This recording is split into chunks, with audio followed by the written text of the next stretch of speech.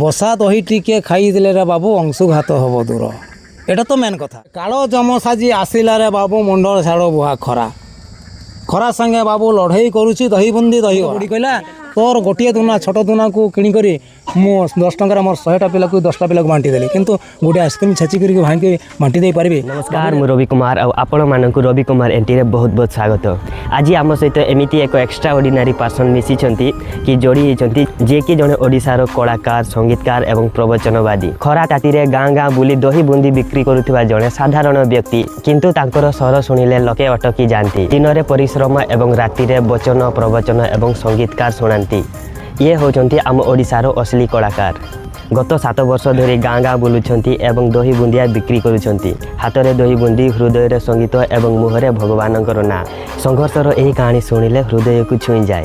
आजिकाली लोक मैंने भाइराल होगापी भिड करुँच, किंतु यही लोक कैमेरा भी नहीं हजार हजार लोक हृदय को जीति सारी। पेट पाई दही बुंदी बिकुंट, किंतु आत्मा पाई गाउछंती भजन। जीवन में जेते दुख आसु संगीत और भगवान को केवे छाड़ी नाहंती। आज आम सह अच्छा एमती जड़े मनीष जी दिन सारा खरार बुली दही बुंदी बिक्री करती। आउ समय मिले लोकंकु शुणाती गीत भजन और जीवनर सत्य कथा। सबु कलाकार स्टेज उपर जन्म नियंती नहीं, किछि कलाकार गाँर धूली खरा और संघर्षरू बाहरी थांती। तो चलतु देखा करवा से असली कलाकार सहित जी कि लाइफ रे एत स्ट्रगल करुछंती फिर भी लाइफ रे हार मानु नांती। तो चलतु तांको लाइफ रो कहानी को बंधुगण। तो फाइनली आम सहित से व्यक्ति जनक जोड़ी होती दही बुंदी वाला आज आम सहित जोड़ी होती। आउ तांको सहित आमे किछि आलोचना करबा तांको लाइफ रे केमिति कोन चलीथिला आउ एबे केमिति कोन चालुची ता विषय रे आज आमे आलोचना करबा। आपनकर परिचय टिके मोर परिचय ला मु जणे तळापाती गाँव रो साधारण मनीष। मोर ना हला पांडव महाकोड़, पोस्ट ऑफिस असना, थाना विषय, जिला मयूरभंज। तो आपण को आज किसी क्वेश्चन पत्र करी तार टिके भल भाव में आंसर देवे।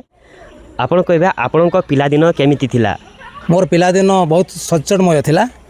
मो लोकमानकर सेवा मध्य करुଥିଲି आ विभिन्न कला मध्य मोर परिवेशन करुଥିଲି। एमती कि यात्रा जगत रे मु भी अभिनय करिछि 12टा स्टेज, जे कि खड़नायक बहुत दूर दूरांतर आसी मते मोर अभिनय को सामाने उपभोग करथिले। आपण एमती आगु कोन काम करुथिले? यही दुकान रे मु बसिकरी विभिन्न प्रकार व्यापार करुछि। मझिरे मोर जामबिला चकरे दुकान थिला। तापरे से दुकान तो बंद करी गाँ गाँ बुली माने सचेतन माध्यम रे मु व्यापार करुछि। ए जे आपण दही बुंदी बिक्री करबा आरंभ कले एटा आपण केबेरु आरंभ करजंती? देखंतु एटा मोर विशेष करी मु कहूछि मु प्रथमे बड़ बड़ गाई दुईटा कली। तापरे चिंता कली जे क्षीर तो बिक्री हेले भी पैसा मिले ना, तेणु लोकसेवार किसी मु लगेबी, तापरे किसी भी मते पैसा मिलिबो। केमती मु लगेबी ना मु दही करी बुंदी सहित बिकिबी। काको बिकि ना गाँ गाँ बिकबी, छुआ मैंने खाइबे, तांकर पेट ठंडा रहिबो, से माने सुस्थ मध्य रहिबे। आउ एटा होछि आज्ञा पुराणर जिनिस, जे कि तामाने एटा होछि श्रीकृष्णकर भी खाद्य। ए दही को श्रीकृष्ण मध्य चरै करी खाउतले। तापरे जेते बेले करुणा हैला सेते बेले मोर दही प्रचुर घरे। मु चिंता करली ये दही तो बहुत हैला, हेले मु दही बिक्री करबी केमती?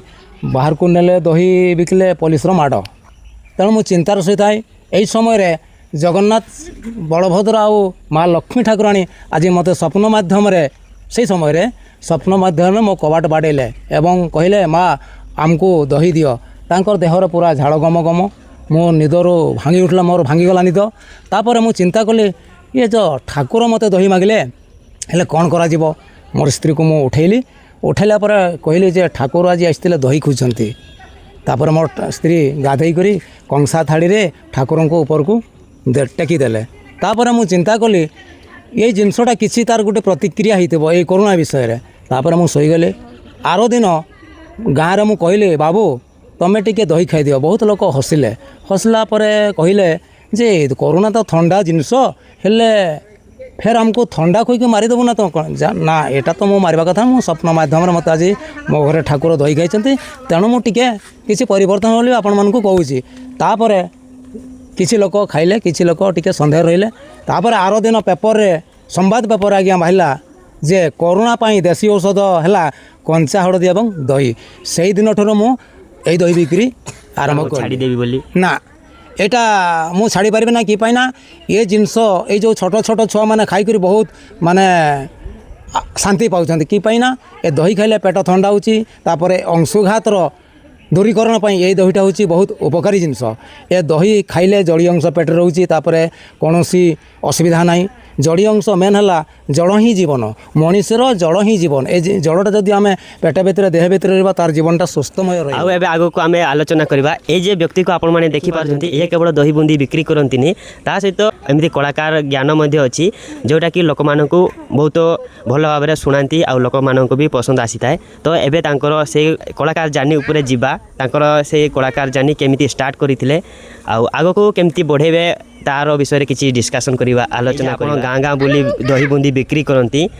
ଏଇ ଯେ ଗୀତ ଗାଇବାଟା ଆପଣ କେବେରୁ ଆରମ୍ଭ କରିଛନ୍ତି? ମୋର ତ ଏଇଟା 7 ବର୍ଷ ହେଲା। ତାପରେ ଏ ଗୀତଟା ମୋର ସ୍ୱପ୍ନ ମାଧ୍ୟମରେ ଆସେ, ଦ୍ୱିପଦ ପଦେ ଏମିତି ଆସେ, ମୁଁ ଖାତାରେ ଲେଖିଦିଏ। ରାତି 9:30 କିମ୍ବା 3ଟା ଭିତରେ ଗୀତଟି ମୋତେ ଠାକୁର ମୋତେ ଏଇ ଗୀତଟା ଦିଅନ୍ତି, ତାକୁ ମୁଁ ସେଟିଂ କରିକି କୌଣସି ଗୋଟେ ଦୁଃଖମୟ କିମ୍ବା ଆତ୍ମଭେରୀ ସ୍ୱରକୁ ନେଇ ଲୋକମାନଙ୍କ ଆଗରେ ମୁଁ ଏ ଗାନଟି ଯେ ଆପଣ ଗୀତ ଗାଆନ୍ତି ଗାଁ ଗାଁ ବୁଲିକି, ତ ଏହାର ପ୍ରେରଣା କି ଏହାର ଉତ୍ସାହ ଆପଣ କେଉଁଠୁ ପାଆନ୍ତି? ଦେଖନ୍ତୁ, ମୁଁ ଗୀତଟା ଗାଇଲା ପରେ ଲୋକମାନେ ଖାଉଥିଲେ ମଧ୍ୟ ସେମାନେ ଭାତ ଛାଡ଼ିକି ମୋ ପାଖକୁ ପଳେଇ ଆସନ୍ତି। ତାପରେ ସେମାନେ ଫେର ରିପିଟ୍ କରନ୍ତି ଯେ ବାବୁ ଆଉ ଥରେ ଟିକେ ଗୀତଟା ହଉ। ତାପରେ ମୋର ବେପାର ନ ଦେଖି ଯେହେତୁ ସେ ଅନୁରୋଧ କରିଛି ମୁଁ ତାକୁ ଫେର ରିପିଟ୍ କରେ। ରିପିଟ୍ କଲା ମାନେ ସେମାନେ ଯାହା ହଉ ମୋତେ କିଛିଟା ମାନେ କିଏ ପକେଟରେ 10 ଟଙ୍କା କି 15 ଟଙ୍କା ଏମିତି ଖୁସିରେ ଦେଇ ଦିଅନ୍ତି। ତାପରେ ଦେଇ ବି ସେମାନେ ଗୀତଟା ଶୁଣିବା ପାଇଁ ବହୁତ ମୁଗ୍ଧ ହୁଅନ୍ତି। ତାପରେ ନିଜର ଆତ୍ମାଟାକୁ ଶାନ୍ତି କରିକି ଫେରିଯାଆନ୍ତି। ଫେର ଆର ଦିନ ଗଲେ ବି ସେଇଭଳିଆ ମୋ ପାଖକୁ ପଳେଇ ଆସିବେ, ଭାତ ଖାଉଥିଲେ କି ଯେଉଁ ଗାଧୋଉଥିଲେ ବି ମୋ ପାଖକୁ ପଳେଇ ଆସିବେ। ତାପରେ ମୋତେ ଗୀତଟାକୁ ଅନୁରୋଧ କରିବେ। ସେଇଠୁ ମୁଁ ଜାଣିପାରିଲି ଯାହା ହଉ ଗୀତଟା ସଂଘର୍ଷମୟ ହୋଇଛି, ଲୋକମାନଙ୍କର ଜୀବନଟାକୁ ତାମାନେ ଆତ୍ମାଟାକୁ ସେ କିଣି ନେଇଛି। କାରଣ ଏଇଟା ହେଉଛି ସଂସାରର ଯେଉଁ ଭିତରେ ଗୀତଟା ଅଛି ତାକୁ ମର୍ମାହିତ କରିଦେଇଛି, ତାଙ୍କର ଜୀବନଟାକୁ ମର୍ମାହିତ। ସେମାନେ ଆନ୍ସର୍ଟା ଠିକ୍ ପାଇଛନ୍ତି ଯେ ଗୀତଟା ପ୍ରକୃତରେ କ'ଣ। ଆପଣ ଯେତେବେଳେ ବି ଦହି ବୁନ୍ଦି ବିକ୍ରି କରିବା ପାଇଁ ଆସନ୍ତି, ଗୀତ ଗାଇ ଗାଇ ଆସନ୍ତି, ଲୋକମାନେ ଶୁଣିଲେ ହିଁ ଜାଣିଯିବେ ଯେ ଦହି ବୁନ୍ଦିବାଲା ଲୋକଟି ଆସିଛି, ହଁ ଆଜି ଦହି ବୁନ୍ଦିବାଲାଟି ଆସିଛି। ଆଉ ତାଙ୍କ ପାଖରୁ କିଛି ପ୍ରବଚନ ଶୁଣିବା କି ଗୀତଟିଏ ତାଙ୍କୁ ରୋକିକି ତାଙ୍କ ପାଖରୁ କିଛି ଗୀତ ଦୁଇଟା ଶୁଣିବା, ଏମିତି କେବେ ଲୋକମାନେ ଭାବିଛନ୍ତି କି? ହଁ ହଁ, ପ୍ରବଚନ ମଧ୍ୟ ଶୁଣିଛନ୍ତି, କିନ୍ତୁ ସାଂସାରିକ ବିଷୟରେ, ସାଂସାରିକ ଯେଉଁଟାକି ପୁରାଣକୁ ମାନେ ଆଜି ଲୋକମାନେ ଭୁଲି ଯାଇଛନ୍ତି। ଆଉ ସେଇ ପୁରାଣରୁ ଜିନିଷଟା କେମିତି ସେମାନେ ପୁରାଣକୁ ଫେରିଲେ, କେଉଁ ଜିନିଷ ପୁରାଣର ସେ ଜିନିଷଟାକୁ ସେମାନେ ଗ୍ରହଣ କରିଛନ୍ତି। ଆଚ୍ଛା, ପୁରାଣର ଜିନିଷଟା ହେଉଛି ସମସ୍ତଙ୍କୁ ଜନ୍ମ କରିଛି ପୁରାଣ। ପ୍ରଥମେ ପୁରାଣ, ତାପରେ ଆଧୁନିକ ଯୁଗଟାକୁ ତାମାନେ ଭାଗ ହେଇଛି, ସେଇଠୁ ମାନେ ଯୁଗ ପରିବର୍ତ୍ତନ ହେଇଛି, ମାନେ ନେଇଛନ୍ତି। ପ୍ରଥମେ ହେଲା ପୁରାଣ। ସେମାନେ ଏବେ ଦେଖନ୍ତୁ ଆଜ୍ଞା, ଯେ ମୁଁ କହିଛି ଯେ ବାବୁମାନେ ଆପଣମାନଙ୍କର 100 ପୁଅ ମୂର୍ଖ ପୁଅ ଦରକାର ନା ଗୋଟିଏ ଗୁଣୀ ପୁଅ ଦରକାର। ସେମାନେ କହୁଛନ୍ତି ଯେ ମୋର ଗୋଟିଏ ଗୁଣୀ ପୁଅ ହେଲେ ଭଲ। ତେଣୁ ମୁଁ କହିଛି ତମେ ତ ସବୁ ଆପଣମାନେ ତ ସବୁ 100 ପୁଅ ଜନ୍ମ କଲେ, କେମିତି ନା ବରମେକ ଗୁଣୀ ପୁତ୍ର ନଚ ସତନ୍ନପି ମୂର୍ଖ ଏକଶ୍ଚନ୍ଦ୍ର ତମହନ୍ତି ନଚ ତାରା ଗଣ ବୀଜ। ଦେଖନ୍ତୁ ଏଇଟା କେମିତି ହେଉଛି ଯେ ବରମେକ ଗୁଣୀ ପୁତ୍ର କହିଲେ ଗୋଟିଏ ଚନ୍ଦ୍ର, ଆଉ 1000ଟା ତାରା ହେଉଛନ୍ତି ମାନେ ଯେଉଁ ଗୋଟିଏ ଚନ୍ଦ୍ର ଧରାପୃଷ୍ଠକୁ ଆଲୋକିତ କରିଦେଇ ପାରୁଛି, କିନ୍ତୁ 1000 ତାରା ଆଲୋକ କରିପାରୁନାହାନ୍ତି। ତେଣୁ ଗୁଣୀପୁତ୍ର ହିଁ ଆଲୋକମୟ କଲା। ତେଣୁ ଆପଣମାନେ ଯେଉଁ ଘରେ ଷ୍ଟିଲ୍ ଥାଳି 100ଟା କିଣିଛନ୍ତି କିନ୍ତୁ କଂସା ବାସନର ଗୋଟିଏ ନାହିଁ, ଲୋକମାନେ ହଁ କହିଛନ୍ତି କି ପାଇଁ? ସେଇଟା ହେଉଛି ମୂର୍ଖ ପୁଅ। ଯେଉଁ ଷ୍ଟିଲ୍ ବାସନ ଆପଣ 100ଟା ରଖିଲେ ସେଇଟାରୁ ଭୋଜନ କରିବା ଦ୍ୱାରା ପେଟ ବେମାର ହେଉଛି, କିନ୍ତୁ ଗୁଣୀପୁତ୍ର ହେଲା ଆପଣଙ୍କର ଗୋଟିଏ କଂସା ବାସନ, ସେଇଠାରୁ ଯଦି ଆପଣମାନେ ଭୋଜନ କରିବେ, ସବୁ ମାନେ ପିଇବେ, ଏସବୁ ପାତ୍ର ଦ୍ୱାରା ଖାଇଲେ ଆମର ପେଟର ବେମାର କି ଯେତେ ରୋଗ ଥିବ ଦୂରୀକରଣ ହେବ। ତେଣୁ ଆପଣମାନେ ଯେଉଁ ଗୁଣୀ ପୁଅ କହିଛନ୍ତି, କିନ୍ତୁ ଆପଣମାନେ ଏଇ କଂସା ବାସନଟିକୁ ଗୁଣୀପୁତ୍ର ଆକାରରେ ଗୋଟିଏ ହେଲେ ବି ରଖନ୍ତୁ, ସେଇଠି ହିଁ ସମସ୍ତେ ଖାଆନ୍ତୁ ଯେତେ ଦାମ ପଡ଼ିଲେ ବି। କିନ୍ତୁ ଏଇ ଯେଉଁ ଷ୍ଟିଲ୍ ଯେଉଁ 4 8 2 ଟଙ୍କିଆ ଷ୍ଟିଲ୍ ଥାଳି ଏଗୁଡ଼ାକୁ ବର୍ଜନ କରନ୍ତୁ। ତେଣୁ ଆପଣ କଂସା ପିତ୍ତଳ ଏ ଜିନିଷରେ ଖାଇଲେ ଆପଣଙ୍କର ଏ ସୁସ୍ଥମୟ ଜୀବନଟା ଆହୁରି ଭଲ। ଆପଣ ବହୁତ ବଢ଼ିଆ କଥା କହିଲେ, ଯେଉଁଟାକି ଆଜିକାଲି ପ୍ରାୟତଃ ଲୋକମାନେ ଷ୍ଟିଲ୍ କଂସା ଛାଡ଼ିକି ଷ୍ଟିଲ୍ରେ ଖାଉଛନ୍ତି। କଂସା ଥାଳି ବେଲା ଆଜିକାଲି ଏତେ ମାତ୍ରାରେ ଦେଖାଯାଉନି, ସମସ୍ତେ ଷ୍ଟିଲ୍ର ଗିଲାସ ଥାଳି ପ୍ଲେଟ୍ ସବୁକିଛି ଷ୍ଟିଲ୍ରେ ବନାଇଥିବା ଜିନିଷରେ ହିଁ ଖାଉଛନ୍ତି। ତ ଏଇଟା ଆପଣଙ୍କର ବହୁତ ବଢ଼ିଆ ସନ୍ଦେଶ ଦେଲେ ଯେ ଆଜିକାଲି ଯୁଗରେ ଯେତେ ଲୋକ ବି ଅଛନ୍ତି ପ୍ରାୟତଃ ସେମାନେ ଷ୍ଟିଲ୍ ୟୁଜ୍ କରୁଛନ୍ତି, କିନ୍ତୁ ସେମାନେ ଯଦି କଂସା ୟୁଜ୍ କରିବେ ତ ତାଙ୍କ ଶରୀର ବି ଭଲ ରହିବ।